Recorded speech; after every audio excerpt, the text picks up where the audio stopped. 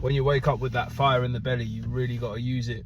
You got to make the most of it, because it's not every day that you wake up like that with the just like them nerves that are just urging you to take action and aiding you. I believe it's like a spiritual aid that you get every now and then, just like as a little boost. Maybe because you've been doing things right in the recent past, and you just get like a little aid, you know, like in the video games you might just get like a little booster for a day or whatever, or for a morning.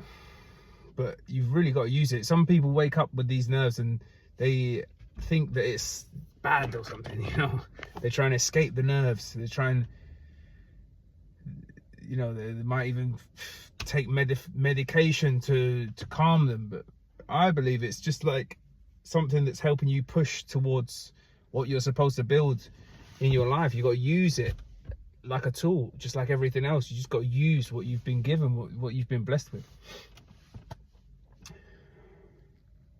So yeah, I mean, always push and have discipline and drive towards what you want to build in your life. But from time to time, you will wake up with the added boost of having this fire in the belly kind of nerves that just impulse you to take action from the moment you wake up, which is awesome. I love waking up like that. It's such a good feeling, because then you've already got the ball rolling and the momentum from having taken action for a long period of time consistently. So it's just like such an aid. I really believe it's like a spiritual aid. Anyway, I quickly wanted to touch on just the importance of making the right decision when it comes down to choosing which partner you're going to have in your life. That's one of the most important decisions that you're going to make in your life, to choose the right partner to accompany you in the journey of life. And so many people make the big mistake of choosing the wrong person and then staying stuck in a relationship that is not conducive to their life. And one thing I will add to the whole drive thing is it's not for everyone. It's true that I know a lot of people that just haven't got it in them. They don't want to wake up early. They don't want to push. They don't want to hustle. They don't want to do it.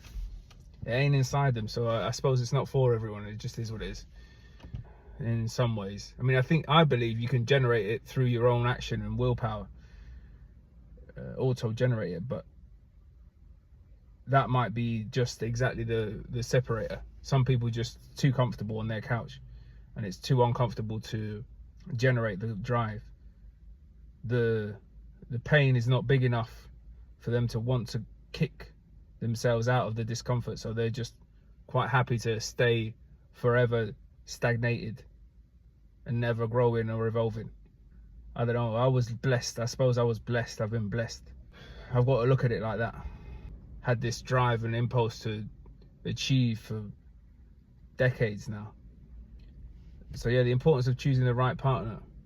I was just thinking about this morning. I was talking about it with a mate of mine. You know, it's difficult to find the right person that wants to build with you, that will aid you in the production of the empire that you want to build for yourself and for your family and loved ones. It's easy to find people to just spend time with, but someone that's actually wanting to get their head down and put their best self alongside your best self and really be there in the tough times and the good times. There's not a lot of people that are down for that. A lot of the time you'll find someone and you might think that you and that person are like great together, but it's just chemistry, really. There's nothing more than actual chemistry. And when the chemistry dies out, which it will die out eventually, inevitably, there's going to be nothing left there. It's only going to be toxicity. That's what it ends up breeds toxicity and time wasting, jealousy, drama. It's all negative once the pleasurable, hedonistic chemistry is faded. And obviously, yeah, if there's a bit of chemistry, then it'll be there. It'll kind of fade in and fade out from time to time along the relationship, each time dwindling more and more, and each time less frequent in the relationship. That's what's most frequent in all relationships. But the relationship should not be based on chemistry, which is sadly what most relationships are based on these days. A lot of times people, that's it, First of all, they're scared of being on their own. They'd rather be stuck in this toxic negative pit of a relationship that is causing them to be stuck in a hole and stagnating personally, rather than go through the discomfort of being single, going through that period of finding yourself again and all that, what that entails and brings, all the hard work that has to be done to go through that period. But you're so much better off once you've actually made that decision and taken action on the decision and done all the hard work and all what is needed to be done. It's like building a business, but that's it.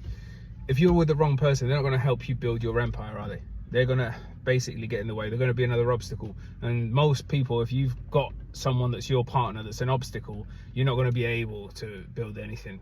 I mean, some people are able to. I'm not saying that it's impossible, but it's definitely a hindrance, and you'd be much better off without them. That's it. Like I think about, or like I say, 99% of relationship advice could be condensed down to just split up. That's it. Like, if you look at the relationship objectively, it's like split up. That's what you need to do most of the time. If you're with the wrong person and they're not helping you build, they're basically being an obstacle, aren't they? And you're spending most of your time and energy with that person. It's just a waste of time and energy. And the sooner you get out of that relationship, the sooner that you take action on the uncomfortable things and start building the life that you should be building, the more damage control from having gotten involved with the wrong person. So you really need to identify if you're really with the right or with the wrong partner. It's kind of hard to identify or to actually see reality for what it is when you're inside the toxic relationship as well. But just think about it. Is it more arguments than good times? Like, what's the ratio between arguments and good times? Is it 5-1, where it's 5 good times and 1 argument? Then it's not such a bad relationship. But most relationships are not like that. Most relationships are 1-1, or other way around, 1-5, 1 good time, 5 arguments. I mean, that's when most people break up eventually. But if you're starting to identify, if you're lucky and you can identify that this relationship is not for you, then you need to take action. If you're watching this video, you're someone that identifies with this video, take action, mate. There's only a limited amount of time. You need to start working on your goals. And if you're super lucky that the relationship that you're in is one that is aiding you in building the empire or whatever, or, you know what I mean, you're helping each other be your best selves, then that is something that you need to protect and cherish dearly. Okay, this is not 100% of the cases, obviously, that should split up. I'm not saying that 100% of the cases need to split up, isn't it? But that's it. You're better off on your own. If you're with someone that's hindering your growth and your life path, then you're better off on your own, rather than having someone but that person not be conducive to your growth and to your life mission, isn't it? You're better off on your own. You're better off working by yourself. I mean, it helps tremendously to have the right person by your side, but not everyone's lucky enough to have the right person by their side. So if the person that's by your side is not the right person, you need to ditch that person. Speaking in silver, as they would say in Spanish.